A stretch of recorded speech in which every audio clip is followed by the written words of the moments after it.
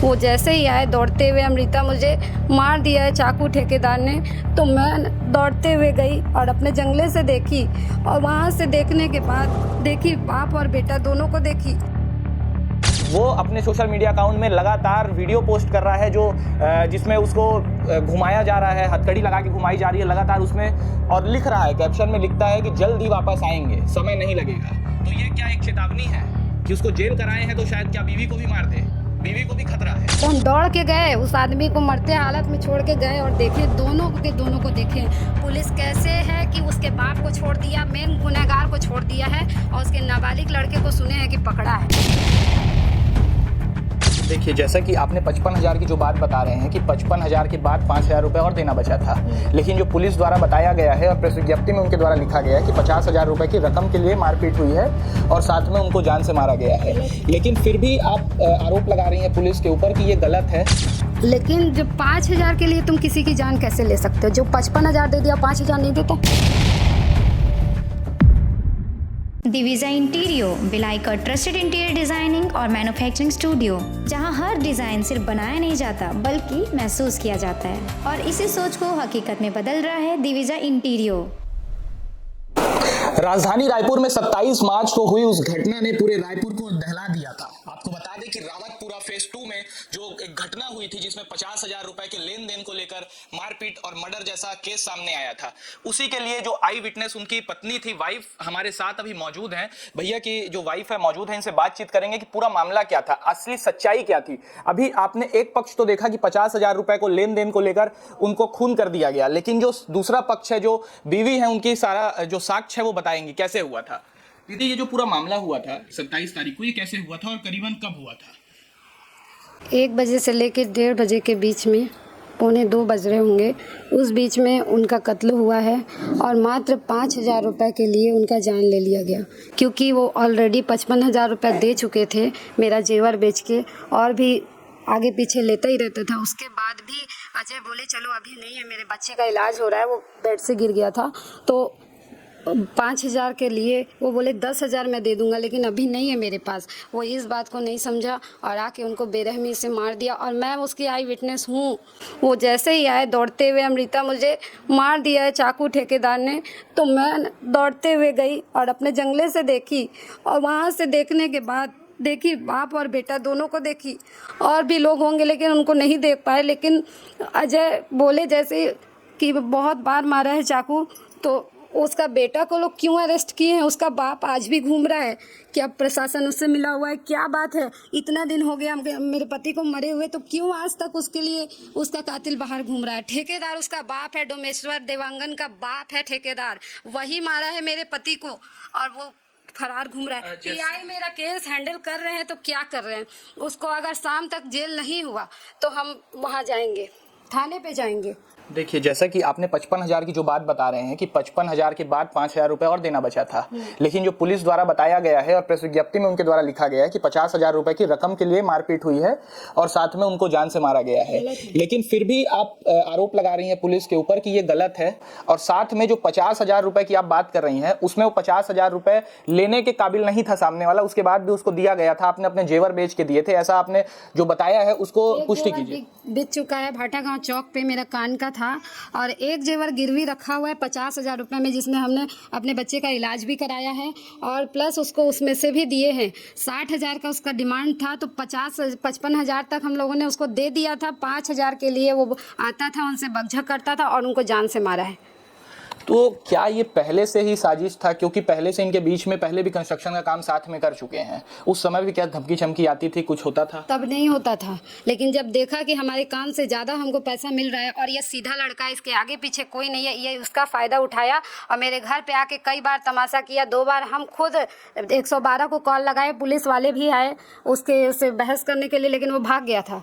और रही बात मेरी, तो हम भी उसको बोले कि तुम गलत कर रहे। एक बार तो आया मेरे गेट पे, मेरे पति को खुद से एक थप्पड़ मारा, वही उसका ठेकेदार, उसका डोमेश्वर का बाप, वो मारा थप्पड़, और उनको गाड़ी छीन रहा था। तो मेरे देवर कहाँ है मेरे, विजय अग्रवाल, ठीक है, वो उनके सपोर्ट में खड़े हुए और उससे उसकी चाबी को छीनने में मदद किए और कहे कि नहीं देगा गाड़ी, तब वो वहाँ से गया, ठीक है।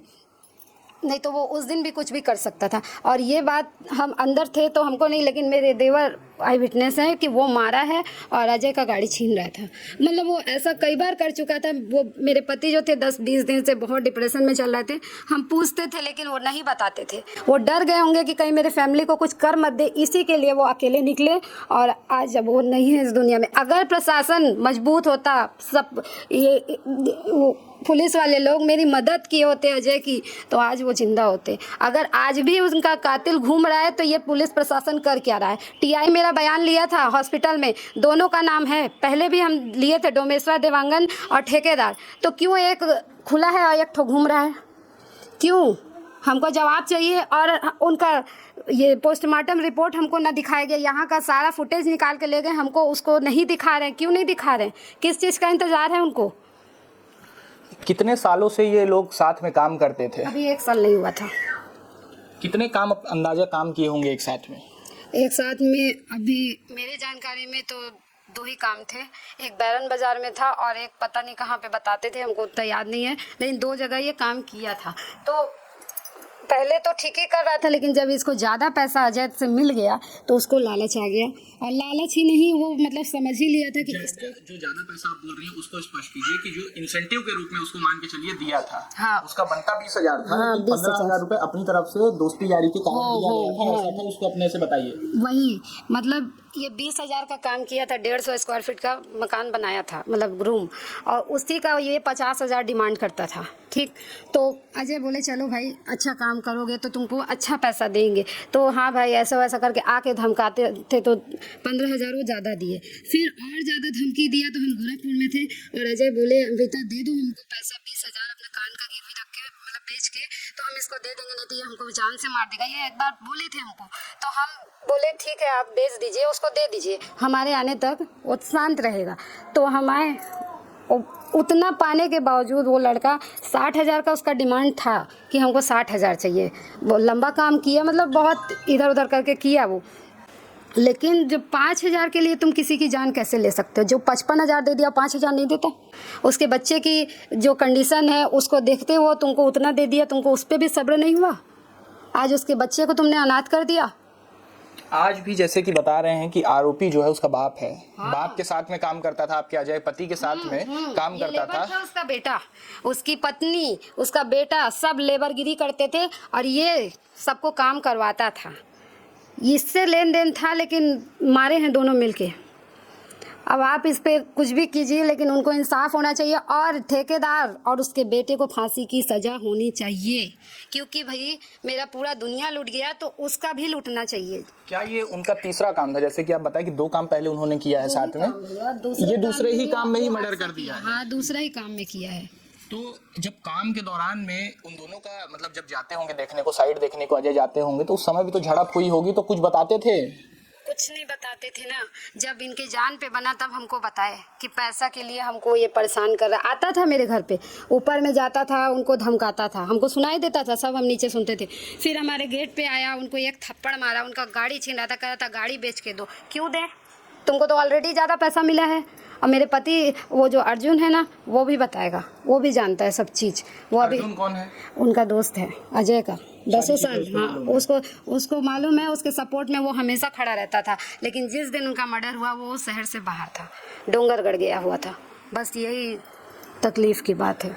अब पुलिस की तरफ आते हैं कि पुलिस क्या काम की, क्योंकि आपका पति जब खत्म हो गए, आपके पति खत्म हुए, आप हॉस्पिटल लेके गए, वहां पे बताया जा रहा है कि वहां पे खत्म हुए, तो पति किस हालत में अंदर आए, पहले ये बात जान लेते हैं। जब ये किस काम के लिए बाहर जा रहे थे, जैसे कि फुटेज में देखा जा सकता है, ये गाड़ी निकाल के बाहर जा रहे हैं, तो किस काम के लिए बाहर जा रहे थे और कैसे वापस आए? घड़ी चौक जा रहे थे अपने कुछ घरेलू काम से, लेकिन जैसे ही निकले वैसे ही दौड़ते हुए फिर आए। 5 बार आवाज़ मारे वहाँ गेट से लेके यहाँ तक। अमृता मैं बहुत दर्द में हूँ, ठेकेदार ने मुझे चाकू मार दिया है, बहुत दर्द हो रहा है, एम्बुलेंस बुलाओ। यही है, ठेकेदार बोला। तो हम दौड़ के गए, उस आदमी को मरते हालत में छोड़ के गए और देखे दोनों को देखे पुलिस कैसे है कि उसके बाप को छोड़ दिया, मेन गुनहगार को छोड़ दिया है, और उसके नाबालिग लड़के को सुने हैं कि पकड़ा है। तो पुलिस उससे मिला हुआ है कि मेरे से मिलना चाहिए ना उसको। दुख मेरे ऊपर हुआ है, वो उसका लड़का स्टेटस लगा रहा है। स्टेटस देखिए आप उसका सोशल मीडिया पे, इंस्टाग्राम पे। उसको मतलब कोई ना अफसोस है ना कुछ है। अगर पैसे की बात रहती गाड़ी ले जाता, फ़ोन ले जाता। क्यों? उनको मारने के मकसद से ही आया था यानी कि। और हम हैं उसको जीने नहीं देंगे। वो उसको बोलिए कि उसके बाप को पकड़े पुलिस, टीआई जो मेरा बयान ले रहे थे उनको बोलिए कि ले उनको गिरफ्त में, नहीं तो फिर अच्छा नहीं होगा। तो बयान किस समय लिया गया? क्या घर में आके बयान लिए, कोई लिए कि सिर्फ हॉस्पिटल में जो बयान था उसी के हिसाब से ही सारा चीज? सिर्फ हॉस्पिटल में। अभी इनका दस्तगात्र नहीं हुआ है इसलिए हम बाहर नहीं जा सकते। लेकिन पुलिस वाले का क्या फर्ज बनता है? गलत गलत पेपर में 50,000 का वो छाप रहे हैं। किससे पूछ के छाप दिए? मेरे घर आए पूछने के लिए कि क्या मैटर था, दोनों पक्ष की बात सुननी थी ना। कैसे गलत काम कर दिए? पुलिस वाले क्या काम कर रहे हैं? पहला तो देख लिए उनका काम, एक मर्डर हो गया। अब क्या उनके परिवार को भी मरवाने का विचार है उनका? जब एक कातिल घूम ही रहा है तो सोचेगा ना परिवार को भी मार देते और लूटपाट करेंगे। मेरा तो यहाँ पे राज चल रहा है। तो अब बेटा अंदर हो गया तो ऐसा हो भी सकता है कि बाप आके घर में जो हो, क्योंकि वो जानता है कि आप अकेले रहते हैं। अकेले रहते हैं, ये पूरा वो जानता है, अच्छे से जानता है। वो जानता है मेरा बच्चा हमेशा बीमार रहता है, एम्स में उसका इलाज भी चलता है और उसका 3 बार ऑपरेशन हुआ हाइड्रोसेफेलस का। उसका पाइप वाइप जो भी लगा है सब उसका करते थे। अब तो मेरे ऊपर कोई नहीं है। लेकिन अब अगर पुलिस अब इसका भी साथ नहीं देगी तो वो क्या कर रही है? जनता के लिए ही तो होती है ना पुलिस, उसके दुख में काम आने के लिए। लेकिन ये जो टीआई हैं जिनका हाथ एक फ्रैक्चर है, हम देखे थे वहाँ पे, वो मेरे पति के गुनहगार को क्यों छोड़ के रखा है? हमारे पहले बयान में भी ठेकेदार और डोमेश्वर देवांगन बोले थे क्योंकि हम देखे थे उस कंडीशन में नहीं थे। आपके बयान के बाद भी उसको अरेस्ट नहीं किया गया? नहीं किया गया है। वही हम पूछने थाने जाने के लिए परेशान है लेकिन हमको अभी जाने नहीं दिया जा रहा। और रही बात, पुलिस वाले को बोलिए मेरे घर में आके मेरा अच्छे से बयान ले और उसको मारते हुए मेरे आँख के सामने ले जाए, तब हम जानेंगे पुलिस कुछ काम करती है।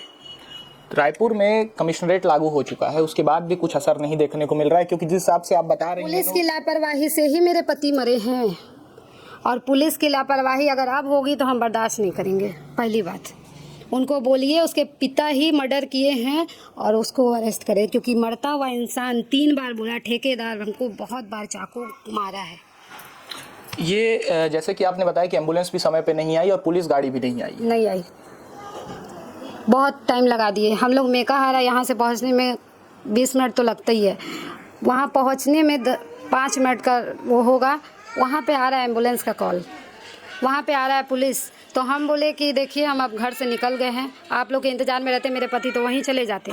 लेकिन हम अपना जी जान लगाए लेकिन मेरे पति नहीं बच पाए। लेकिन अब जान लगा देंगे उसको जेल में पीछे में करने में।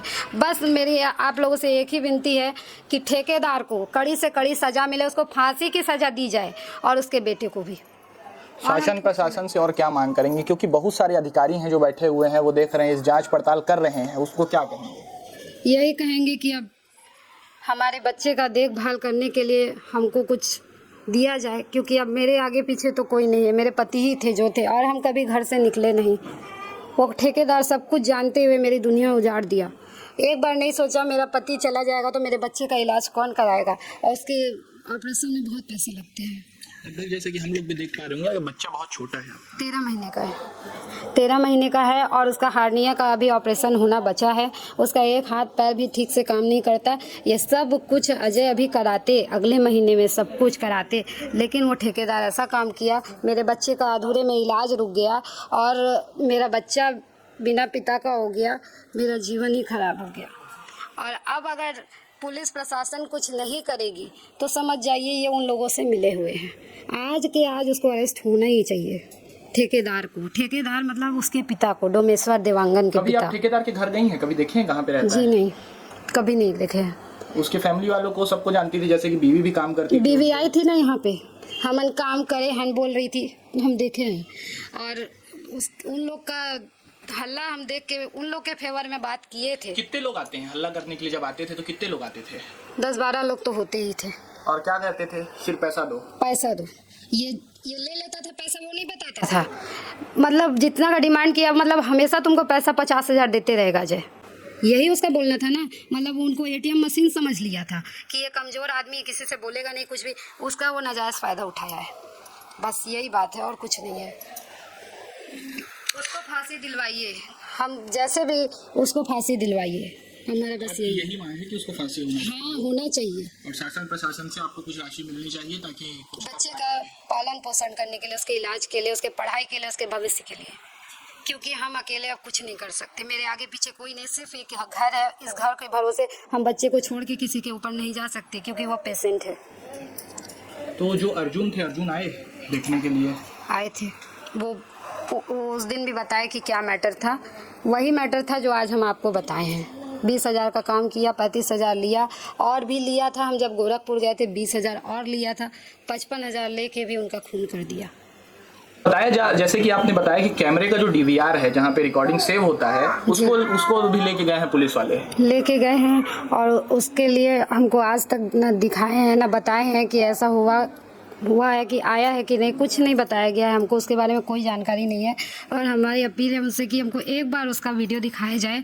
और मान लीजिए अगर वो कहते हैं कि कुछ भी नहीं आया है उस वीडियो में, तो यानी कि वो ठेकेदार अगर दोबारा आता है और हमारा खून कर देता है, तो तब भी ये कह देंगे कि कुछ नहीं हुआ है, और दोबारा भी ऐसे ही कर देंगे कि यहाँ पे कुछ रिकॉर्डिंग नहीं हुआ है। ऐसा हो ही नहीं सकता। इतने सारे कैमरे हैं और सब कैमरे को ले गए। उन लोग को समय मिल गया कैमरा ले जाने का, लेकिन हमको बताने का समय नहीं मिला, घर पे आके बयान लेने का समय नहीं मिला।